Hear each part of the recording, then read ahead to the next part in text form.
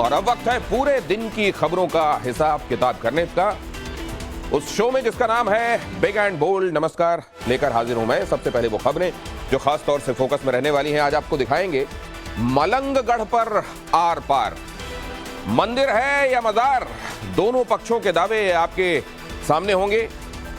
धर्म के नाम पर विपक्ष की सियासत जारी है, सनातन को देंगे गाली, मोदी विरोध में मुगलों से यारी। क्या है ये खबर? पूरी खबर पूरे ब्यौरे के साथ आपके सामने होगी। भय मुक्त योगी राज में यूपी ने कैसे लिखा इतिहास, सिर्फ 9 महीने में टूरिस्ट के लिए कैसे रहा ये खास, ये भी आज आपके सामने होगा। और किम की बारूदी बारिश जारी, 200 गोलों से दुश्मन पर बमबारी, टारगेट पर कौन था, ये भी आपके सामने होगा। लेकिन पहले ये अहम खबर देखिए। पश्चिम बंगाल के उत्तर 24 परगना में लोगों की गुस्साई भीड़ ने ईडी की टीम पर हमला कर दिया। ईडी की टीम वहां राशन घोटाले के मामले में छापा मारने के लिए पहुंची थी, मगर जिन नेताओं पर छापा मारा जाना था उनके समर्थकों ने बवाल कर दिया और ईडी पर धावा बोल दिया। इस हमले की गूंज बंगाल से लेकर दिल्ली तक सुनाई दी। बीजेपी की आईटी सेल के प्रमुख अमित मालवीय ने हमले का जो video social media platform x पर पोस्ट किया, उसमें सैकड़ों लोगों की भीड़ ईडी की टीम के पीछे दौड़ती नजर आई।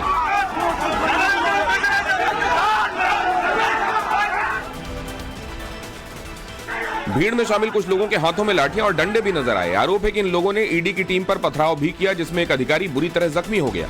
दरअसल ईडी की यह टीम उत्तर 24 परगना में राशन घोटाले के मामले में छापा मारने गई थी। टीएमसी नेता शाहजहां शेख और शंकर आद्या इस मामले में आरोपी हैं, जिनके ठिकानों पर रेड होनी थी।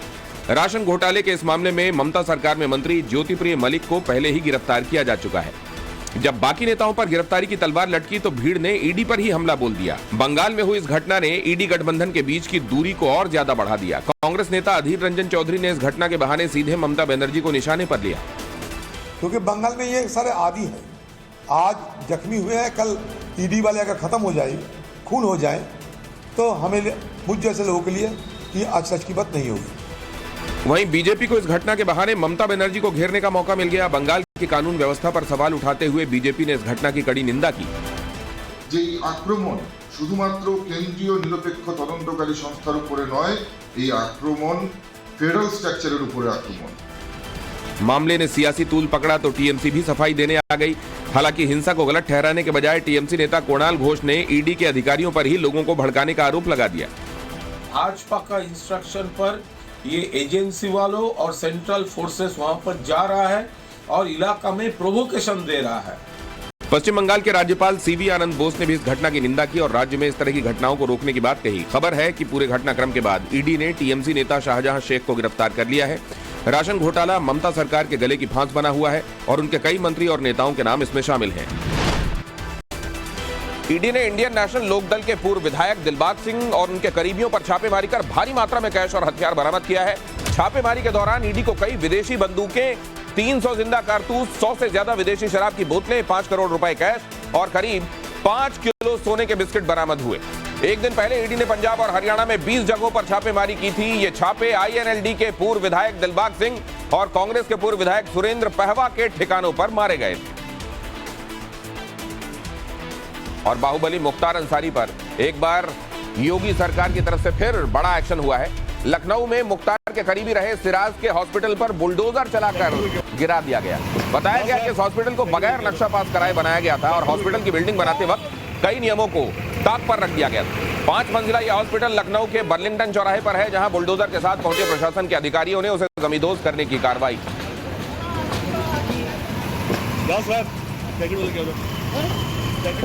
अतीक अहमद और उसके भाई अशरफ के रिश्तेदारों की मुश्किलें और ज्यादा बढ़ने वाली। प्रयागराज प्रशासन अशरफ की पत्नी जैनब के मकान पर बुलडोजर चलाने की तैयारी में है। जैनब का यह मकान वक्फ बोर्ड की जमीन पर बना हुआ है। प्रशासन ने मुनादी करते हुए मकान को गिराने का नोटिस लगा दिया है। आपको बता दें कि करीब 7 बीघा जमीन पर जैनब फातिमा और उसके भाई जैद ने कब्जा किया हुआ था। 50 करोड़ से ज्यादा कीमत की जमीन के कब्जे को लेकर 2 महीने पहले ही एफआईआर दर्ज कराई गई थी। फिलहाल जैनब फातिमा फरार चल रही है और जिस मकान को गिराया जाना है उसकी कीमत करीब 5 करोड़ रुपए बताई जा रही है।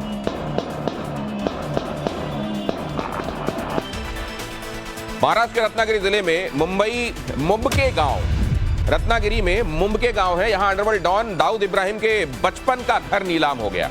ई नीलामी के जरिए दाऊद की संपत्तियों का ऑक्शन किया गया और उसकी 2 संपत्तियां नीलाम की गई। दाऊद की जिस प्रॉपर्टी की बेस वैल्यू 15,000 रुपए थी वो करीब 2 करोड़ रुपए में नीलाम हुई।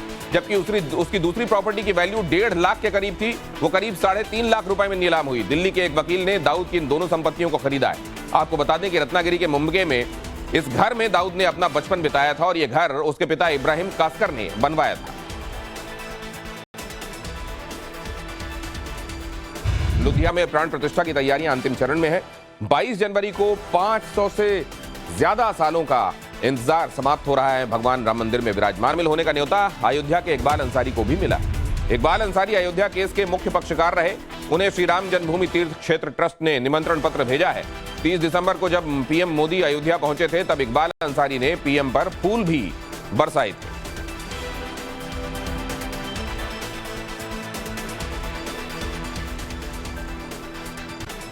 राम पर सियासत करने वालों को बाबा बागेश्वर ने जवाब दिया है। उन्होंने कहा है कि राम राजनीति का विषय ही नहीं है और जो भी विरोध कर रहे हैं वो रावण के खानदान के।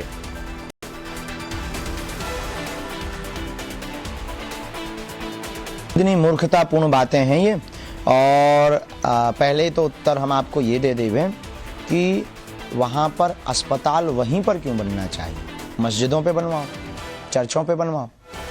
अस्पताल, विद्यालय आपको बनाने, हम इनके विरोध में नहीं, पर ये हम सबकी आस्था का केंद्र है।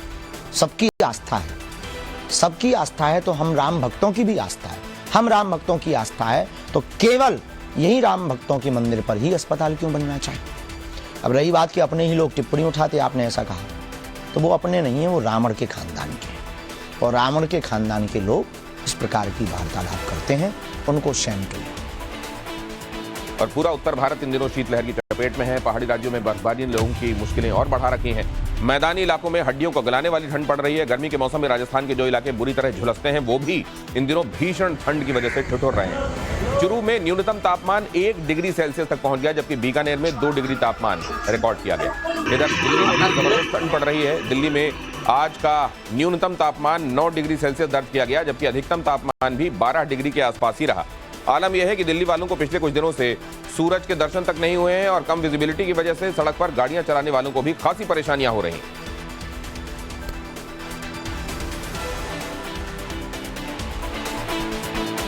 मोदी विरोध में मुगलों से यारी, पूरी खबर आगे। पहले देखिए यूपी में एक और गैंगस्टर का एनकाउंटर। यूपी एसटीएफ ने कुख्यात माफिया विनोद उपाध्याय को मुठभेड़ में ढेर कर दिया है। आज सुबह तड़के एसटीएफ ने सुल्तानपुर जिले में विनोद उपाध्याय को घेर लिया। विनोद ने एसटीएफ को चकमा देकर भागने की कोशिश की। इस दौरान उसने पुलिस पर कई राउंड फायरिंग की, लेकिन जवाबी फायरिंग में विनोद घायल हो गया, जिसके बाद एसटीएफ उसे अस्पताल लेकर पहुंची, जहां इलाज के दौरान उसकी मौत हो गई। विनोद उपाध्याय के सिर पर 1 लाख रुपए का इनाम था। करीब 7 महीने से एसटीएफ, गोरखपुर क्राइम ब्रांच और पुलिस उसकी तलाश कर रही थी। ग्रेटर नोएडा में पुलिस के साथ हुई मुठभेड़ में एक शातिर बदमाश घायल हो गया। उसके ऊपर 13 मुकदमे दर्ज हैं। ये मुठभेड़ उस वक्त हुई जब बिसरख इलाके में पुलिस टीम चेकिंग पर थी। तभी एक बाइक सवार शख्स को पुलिस ने रोकने की कोशिश की, लेकिन रुकने के बजाय उसने बाइक की स्पीड और बढ़ा दी। इस दौरान बाइक फिसल गई। बाइक से गिरते ही बदमाश ने गोली चलानी शुरू कर दी। जवाबी फायरिंग में बदमाश के पैर में गोली लगी और पुलिस ने उसे पकड़ लिया। जम्मू कश्मीर के शोपियां में सुरक्षा बलों ने लश्कर-ए-तैयबा के आतंकवादी बिलाल भट्ट को मार गिराया है। सीआरपीएफ और पुलिस ने ज्वाइंट ऑपरेशन में आतंकवादी को ढेर कर दिया। आतंकवादी बिलाल भट्ट कई आतंकी हमलों में शामिल रहा है। आतंकवादी शोपियां के छोटी गांव में छिपा हुआ था। कोलकाता पुलिस को भारतीय संग्रहालय को बम से उड़ाने की धमकी मिली है। पुलिस के मुताबिक टेरराइजर 111 ग्रुप की तरफ से एक ईमेल भेजा गया, जिसमें भारतीय संग्रहालय को बम से उड़ाने की धमकी दी गई। ईमेल देखने के बाद बॉम्ब स्क्वाड फौरन मौके पर पहुंचा। पुलिस ने पूरे म्यूजियम परिसर को घेर लिया। हर कमरे की गहन जांच की गई, लेकिन कुछ नहीं मिला। फिलहाल 1 हफ्ते के लिए म्यूजियम में पर्यटकों की एंट्री पर रोक लगा दी गई है। राजस्थान के झुंझुनू के सुल्ताना में सिलेंडर फटने से 1 साल की बच्ची की दर्दनाक मौत हो गई। धमाका इतना तेज था कि मकान की छत गिर गई। छत के नीचे दबने से परिवार के 4 लोग गंभीर रूप से घायल हो गए। सभी घायलों को झुंझुनू के राजकीय बीडीके अस्पताल में दाखिल कराया गया है। मथुरा में श्रीकृष्ण जन्मभूमि और वाराणसी के ज्ञानवापी के बाद महाराष्ट्र में धार्मिक जगह पर विवाद शुरू हो गया है। मामला मलंगगढ़ का है, जिसे लेकर सीएम एकनाथ शिंदे ने बड़ी बात कह दी। देखील भावना आपल्या सगळ्यांच्या मला माहित आहे। या मलंगगडामध्ये धर्मवीर आनंद दिघे साहेबांनी मलंगगड मुक्तीचं आंदोलन सुरू केलं आणि आता जय मलंग श्री मलंग आपण म्हणू लागलो। हा त्याचाही आनंद आपल्याला आहे आणि म्हणून मी आपल्याला एवढंच सांगतो, काही गोष्टी आपण जाहीरपणे बोलू शकत नाही, पण आपल्या मनातल्या भावना मलंगगड मुक्तीच्या बद्दल आहेत त्या पूर्ण केल्याशिवाय हा एकनाथ शिंदे स्वस्थ बसणार नाही। महाराष्ट्र के सीएम एकनाथ शिंदे महाराष्ट्र के कल्याण में पहुंचे तो हरिनाम सप्ताह में शिरकत करने, लेकिन उन्होंने इसी मलंगगढ़ मजार के खिलाफ आनंद दिघे के आंदोलन का जिक्र करते हुए मलंगगढ़ की मुक्ति का ऐलान कर दिया। सीएम शिंदे के इस बयान के बाद मुस्लिम समाज की नाराजगी सामने आई तो हैदराबाद वाले ओवैसी साहब की एंट्री हो गई। ओवैसी ने सीएम शिंदे पर ही लोगों को उकसाने का आरोप लगा दिया। ओवैसी ने कहा कि महाराष्ट्र के सीएम और डिप्टी सीएम आपराधिक करतूतों का जश्न मना रहे हैं, लोगों को उकसा रहे हैं। ये अयोध्या केस के फैसले का प्रमाण है। अदालती फैसले से ही इन्हें प्रोत्साहन मिला होगा। संविधान की शपथ लेने वालों को मुसलमानों की इबादतगाहों को निशाना बनाने पर कोई शर्म महसूस नहीं होती। मलंगगढ़ पर सियासी विवाद 4 दशक पुराना है। कई बार शिवसेना इसे चुनावी मुद्दा बनाने की कोशिश भी कर चुकी है, लेकिन पिछले कई सालों से मसला ठंडे बस्ते में था। लेकिन अब सीएम शिंदे के ताजा बयान के बाद इस मुद्दे को फिर से हवा मिल गई है। मलंगगढ़ मंदिर है, यहाँ पर मंदिर है या फिर मजार, अब इसे लेकर विवाद शुरू हो गया है। दोनों पक्षों के अपने अपने दावे हैं। हिंदू पक्ष कहता है कि यहाँ गुरु मच्छिंदर नाथ की समाधि है, जबकि मुस्लिम पक्ष से सूफी संत बाबा अब्दुल रहमान मलंग की मजार मानता है। हिंदू पक्ष का दावा है कि यहाँ 7वीं सदी में मंदिर का निर्माण हुआ था। ऐतिहासिक रूप से भी माना जाता है कि मलंगगढ़ को 7वीं शताब्दी में मौर्य राजवंश के राजा नलदेव के जरिए ही बनवाया गया था, जबकि दूसरे पक्ष का दावा है कि ये 12वीं शताब्दी में बनी दरगाह है।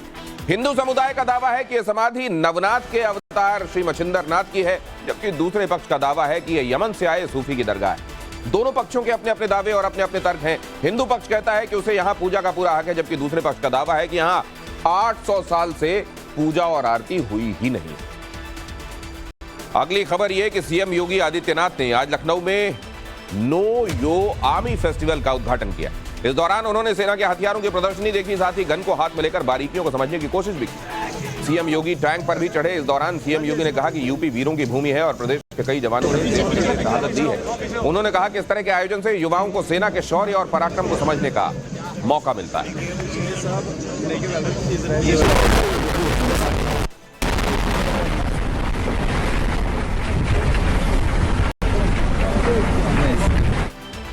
किम की बारूदी बमबारी, 200 गोलों से तबाही। खबर पर पूरी डिटेल आगे, लेकिन पहले देखिए आज भारतीय जनता पार्टी अध्यक्ष ने कहां किया मेगा रोड शो।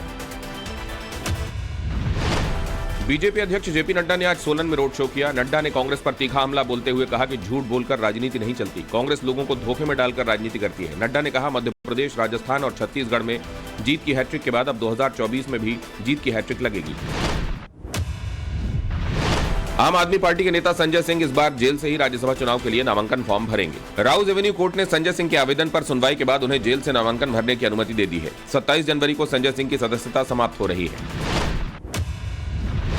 दिल्ली दवा घोटाला केस में गृह मंत्रालय ने सीबीआई जांच के आदेश दे दिए हैं। गृह मंत्रालय ने एलजी की सिफारिश पर सीबीआई को एफआईआर दर्ज करने के आदेश दिए हैं। दिल्ली की केजरीवाल सरकार पर मोहल्ला क्लिनिकों में घटिया दवा देने के आरोप लगे हैं। इस मामले में एलजी वीके सक्सेना ने सीबीआई जांच की सिफारिश की थी। अब केंद्र सरकार ने इस मामले में सीबीआई जांच की मंजूरी दे दी है। ईडी में मचे बवंडर के बीच नीतीश कुमार सरेंडर करते नजर आ रहे हैं। जेडीयू प्रवक्ता नीरज कुमार के मुताबिक नीतीश कुमार ने खुद कहा कि उन्हें कुछ भी बनने की इच्छा नहीं है। नीतीश के संयोजक बनने के सवाल पर उन्होंने कहा कि नीतीश किसी पद के दावेदार नहीं। नीतीश कुमार के मंत्री का मुगल प्रेम सामने आया है। जमुई में बिहार सरकार के भवन निर्माण मंत्री अशोक चौधरी ने मुगलों को लेकर बड़ा बयान दिया। उन्होंने कहा कि इस देश को मुगलों ने कभी नहीं लूटा। उन्होंने हमारे देश में राज किया पर सब कुछ छोड़कर चले गए। इस देश को अंग्रेज लूट कर ले गए। उन्होंने बीजेपी पर राम मंदिर निर्माण के नाम पर लोगों को गुमराह करने का आरोप लगाया। अरब इंस्टा एक्स के बाद अब व्हाट्सएप में भी वेरीफाइड का स्पेशल टिक। व्हाट्सएप एक नए फीचर पर काम कर रहा है। इसके आने के बाद बिजनेस अकाउंट के चैनल को भी ग्रीन टिक मिलेगा। व्हाट्सएप के इस फीचर की फिलहाल बीटा वर्जन पर टेस्टिंग हो रही है। रिपोर्ट के मुताबिक नए फीचर को वेरीफाइड चैनल नाम दिया गया है। बिजनेस चैनल्स पर वेरिफिकेशन के लिए यूजर्स को मेटा वेरीफाइड सब्सक्रिप्शन लेना होगा, यानी ये फ्री नहीं होगा। हफ्ते के आखिरी कारोबारी दिन भी शेयर बाजार हरे निशान के साथ बंद हुए। सेंसेक्स 178 अंकों की तेजी के साथ 72,026 पर क्लोज हुआ। वहीं निफ्टी भी 52 पॉइंट चढ़कर 21,710 पर बंद हुआ। सराफा बाजार में सोने और चांदी में बिकवाली देखने को मिली। अडानी ग्रुप के चेयरमैन गौतम अडानी एक बार फिर मुकेश अंबानी को पछाड़कर भारत के सबसे अमीर आदमी बन गए हैं। ब्लूमबर्ग बिलियनेयर इंडेक्स के मुताबिक अडानी की कंपनियों के शेयरों में आई तेजी से गौतम अडानी वर्ल्ड रैंकिंग में टॉप 12 पर पहुंच गए हैं। वहीं रिलायंस ग्रुप के चेयरमैन मुकेश अंबानी एक पायदान नीचे 13वें स्थान पर हैं। गौतम अडानी की नेटवर्थ बढ़कर करीब 8.12 लाख करोड़ रुपए पहुंच गई है। वहीं मुकेश अंबानी की नेटवर्थ करीब 8 लाख करोड़ रुपए है। शेयर बाजार में निवेशकों की संख्या दिनों दिन बढ़ती जा रही है। दिसंबर में लोगों ने रिकॉर्ड तोड़ 41,78,000 से ज्यादा डीमैट अकाउंट खुलवाए हैं।